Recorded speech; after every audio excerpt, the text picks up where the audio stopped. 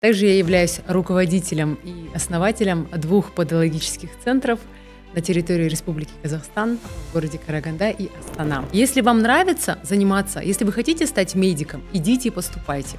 Неважно, что скажут родные, неважно, кем вы хотите быть. Главное, что это вам нравилось. Сейчас нынешняя молодежь уже не представляет жизни без телефонов.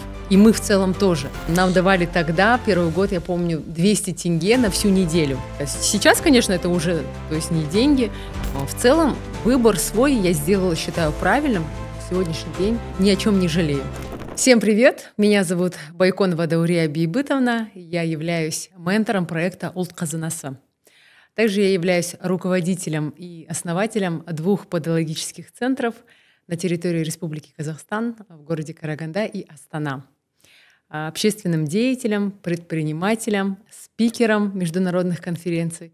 И также я являюсь председателем молодежного крыла Карагандинского областного филиала партии «Республика». И в этом видео я хочу немного рассказать о себе, где я родилась и почему я стала ментором проекта «Улт Казынасы». На самом деле проект направлен на развитие сельской молодежи. Почему я согласилась? Потому что я сама родилась и выросла в поселке имени Габидена Мустафина. Это сейчас он так называется. Раньше он назывался Токаревка. И росла и выросла я даже не там, а в отделении Первомая. То есть это Бухаржрауский район. И там рядом находятся такие маленькие поселки. И вот один из поселков – это отделение 1 мая. Вот. Я там выросла, все детство у меня там прошло. Я там училась в начальных классах. И далее я училась в Туздинской средней школе. Это за 3 километра от нашего дома. Вот. Я закончила 9 классов. Все мое детство прошло в поселке, в ауле. Я там закончила 9 классов, и далее, после 9 класса, я поступила в медицинский колледж. Я, наверное, немного расскажу о школьной поре, и далее уже расскажу о том, как я вообще пришла к бизнесу, почему это все-таки медицина. Вот.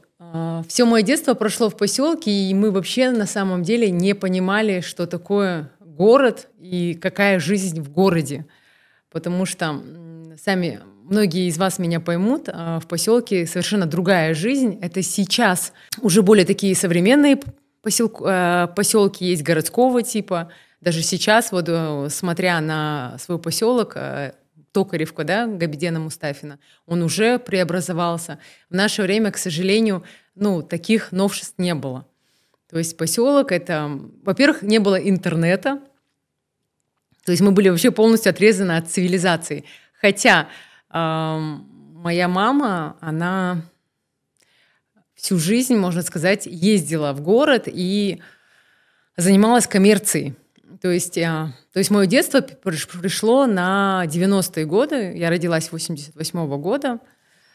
В 88 году мне на сегодняшний день 37 лет. И на тот момент, когда было мое детство, юношество, у нас не было интернета, у нас не было каких-то гаджетов. Мой первый телефон вообще появился в 9 классе, кажется. Сейчас точно не помню, но это уже был такой осознанный возраст, если даже не на 1 курсе колледжа. То есть у нас не было, даже городского телефона у нас не было. И буквально сегодня мы с коллегами разговаривали о том, что сейчас нынешняя молодежь уже не представляет жизни без телефонов. И мы в целом тоже. Тогда мы жили без телефонов, как-то находили связь, общались. Вот такое у нас было классное детство, на самом деле, которое прошло на улице. Я очень любила учиться. И школу я закончила не с красным дипломом. Если сейчас говорить об обучении, мне кажется, здесь самое главное желание, упорство и рвение. То есть оценки в школе, они, конечно, имеют значение, но, опять же, не такое большое, как сейчас многие придают этому значение. Я закончила школу хорошисткой, даже были 3. Вот. Поэтому сказать так, что я была отличницей, нет, это вообще не про меня. Школу я очень любила. Она была у нас за 3 километра. И были моменты, когда у нас ездил школьный автобус, И были моменты, когда у школы не было денег на бензин этого автобуса, либо по погодным условиям автобус просто не приезжал. Вот. А у нас, кроме как развлечений в школе, учебы, вообще жизнь, у нас вся жизнь состояла в школе. То есть там были и знакомства, там была и первая любовь, там были и друзья, и общение. То есть мы не представляли себе жизни вообще без школы. И поэтому мы, первомайские, нас так называли. Я помню, мы вот в средней школе из поселка Первомая было 5 человек. И мы вот эти вот 5 человек ходили пешком. Ну, там не только вот, получается, были мои одноклассники. Где-то в среднем с отделения 1 мая, ну, человек до 15 человек, учеников учились. И бывали моменты, как я уже сказала, автобус просто не ездил, и мы ходили пешком за 3 километра. То есть для нас погодные условия. Это вот сейчас я сижу и понимаю, я воспитываю сына, и я сижу и понимаю, если бы сейчас мой ребенок там за 3 километра ходил пешком, но на самом деле это, как говорится, уму непостижимо, да, в нынешнее время. Как так отпустить пешком рано утром по степи, по степной дороге, где вообще машины практически не ездят, где даже нормальной дороги не было. Но на тот момент наши родители почему-то об этом не задумывались. То есть мы даже без позволения родителей, мы просто ждали автобус, а чтобы вы понимали, у нас даже связи не было. То есть мы ждали автобус, если он не приезжал в течение 15-20 минут, то мы понимали, что он уже не приедет. И мы просто шли пешком. То есть мы вот так вот собирались, кто пойдет пешком. И те, кто шел, мы вот так вот кучковались и шли. А кто-то возвращался домой, кто-то шел. Вот. И, знаете, я сейчас просто сижу и вспоминаю этот момент. Когда мы видели автобус, что вот он едет за нами, это, знаете, это была такая радость, что ты не пойдешь пешком, это было так круто. И даже когда он не приезжал, все равно и в бураны, и в метели мы все равно старались ходить. И я помню, даже учителя нас ругали, мы вот придем ко 2-му уроку, иногда даже к 3-му уроку, и учителя нас ругали за то, что зачем мы вот в такой мороз пришли, зачем мы в такую бурю пришли, потому что их задача же теперь была нас отправить назад домой.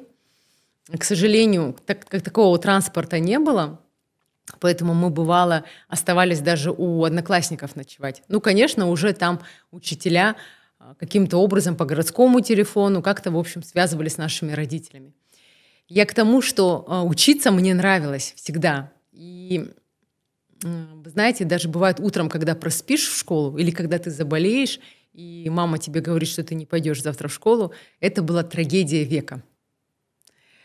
Потому что, как я уже говорила, в школе была вся жизнь. Мы придумывали всякие различные сцены, мы придумывали всякие различные... Это сейчас называется проекты, тогда это назывались какие-то мероприятия просто, да. То есть у нас у сельской молодежи, кроме школы, развлечений практически никаких не было. Из школьных предметов мне больше всего... Я даже, наверное, не скажу, что мне прям больше всего нравилось. Я помню, что уже в старших классах мне нравилась химия, мне нравилась органическая химия непосредственно, мне нравилась биология. Ну и в целом, наверное, я уже тогда понимала, что я хочу быть медиком, я хочу быть врачом, я хочу лечить людей, потому что моя бабушка всю жизнь работала практически в больнице. Хотя она не была врачом, она была больше как рядовой специалист.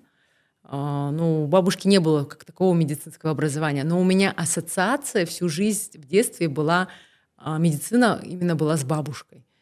Вот. И я, можно сказать, воспитывалась у аже своей, я была ее любимой внучкой, поэтому у меня вот такой вот образ сложился, что вот я хочу непосредственно в медицину пойти. И в целом уже прошло сколько лет, я считаю, что это мое призвание на сегодняшний день, это моя миссия, и она тесно связана со мной. И я на самом деле себя больше нигде не вижу.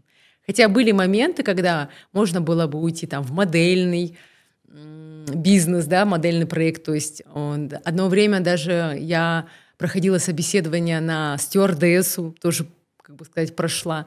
Но, честно говоря, для меня это все казалось несерьезным, поэтому медицина, она есть, остается, и мне кажется, она на протяжении всей моей жизни будет рядом со мной. Тогда, на тот момент, когда мы заканчивали 9 класс, уже были разговоры о том, что будет ЕНТ, единое национальное тестирование. Для нас, для сельской молодежи, это было что-то новое. И, конечно же, мы боялись, очень сильно боялись, что мы не сдадим. Ну и в целом, знаете, большинство у нас одноклассников, моих одноклассников, они все ушли. И можно сказать, что это был такой осознанный выбор, не идти почему-то в 11 класс. Хотя сейчас я понимаю, что все-таки 11 класс нужно заканчивать и дальше поступать в университет. Так будет легче. Потому что вот если взять мой опыт, я закончила 9 класс и поступила в медицинский. Потом, конечно, я хотела поступать уже в университет, но, к сожалению, так сложились обстоятельства. Далее о них расскажу, что на сегодняшний день я, к сожалению, не имею высшего медицинского образования. Вот. Я помню историю, когда мы с сестрой поступали в 1 год. Это моя родная сестра, и она закончила 10 класс, я закончила 9 класс. И тогда я очень сильно хотела поступить, и тогда сестра сказала, я тоже буду уходить, хотя она уже 10 класс заканчивала. И моя мама, она тогда сказала, если вы будете поступать, поступайте вдвоем.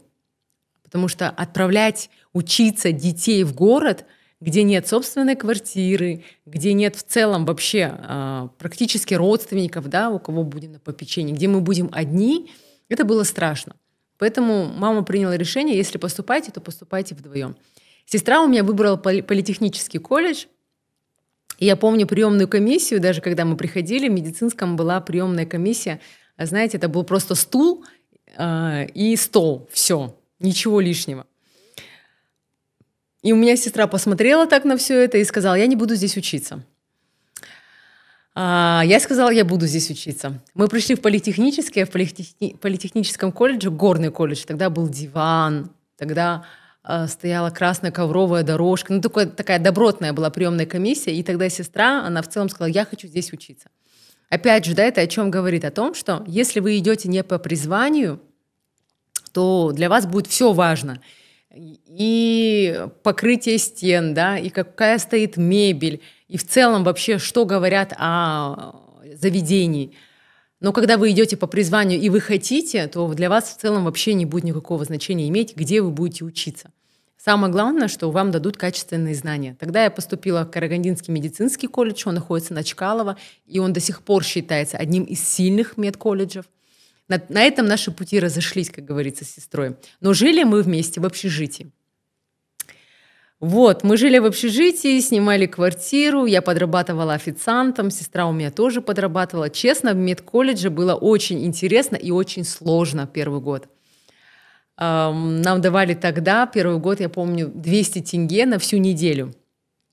Тогда это считалось, мало, честно сказать. Сейчас, конечно, это уже, то есть не деньги. Тогда это считалось тоже мало, но родители нас снабжали продуктами. То есть все, что было из поселка привезено, это мы кушали эту всю неделю. Это картошка, мясные изделия, да, какие-то. То есть практически все. И 200 тенге нам давалось вообще, можно сказать, на ход ноги. Жили мы в общежитии рядом, то есть даже на дорогу мы не тратились. И я сейчас просто вспоминаю, как мы умудрялись на эти 200 тенге жить всю неделю, уехать в город на электричке, заплатить за дорогу, приехать с города, и у нас погулять на эти 200 тенге. У нас еще при этом оставались какие-то копейки у нас оставались. Мы при этом еще как-то умудрялись экономить. Медицинский я закончила. Тоже не скажу, что я там была отличница. Первые 2 года так это вообще. Мы сессию сдавали в последние сроки. То есть мы гуляли, мы спали на уроках. Но было очень интересно. Очень. Были моменты, когда хотелось все бросить, потому что было очень сложно. Чтобы вы понимали, студенты медицинского учатся с утра до вечера. То есть у них такого нету, что они там в обед уже свободны. Студенты медицинского с утра до вечера, мы писали кучу лекций. Вот. И даже были моменты, когда и на отчисления нас хотели подавать. Но в целом Вы знаете, красной нитью всегда проходило то, что ты не должен был подвести родителей. Потому что родители платили за обучение, родители отпустили нас в город. И в целом для нас, я помню, вот красной нитью, да, всегда проходило то, что мы должны были получить это образование. То есть это было такое доверие со стороны родителей к нам. И даже если мы где-то позволяли себе гулять, прогуливать, то мы это нагоняли. Вот. Студенческие годы, они были такие самые интересные, потому что тогда была первая работа, да, более серьезная. Мы начали зарабатывать какие-то деньги. Это первые знакомства вообще, это какие-то компании, часть с которой мы до сих пор общаемся, часть, конечно, она отсеялась. Вот. В целом выбор свой я сделала, считаю, правильным. На сегодняшний день я его ни о чем не жалею. Что бы я хотела сказать нынешней молодежи, которая не может выбрать свой путь и вообще в целом не знает, куда пойти, я считаю, вы должны слушать себя. Если вам нравится заниматься, если вы хотите стать медиком, идите и поступайте. Неважно, что скажут родные. Если вы хотите учиться на актерское мастерство, идите и поступайте, ищите дополнительные курсы. Потому что если взять пример даже меня и моей родной сестры, моя родная сестра, к сожалению, сегодня по профессии не работает. А она, как я уже сказала, сделала выбор, потому что она просто хотела учиться в городе. То есть у нее не было задачи выбрать какую-то определенную профессию. Она просто для того, что надо было.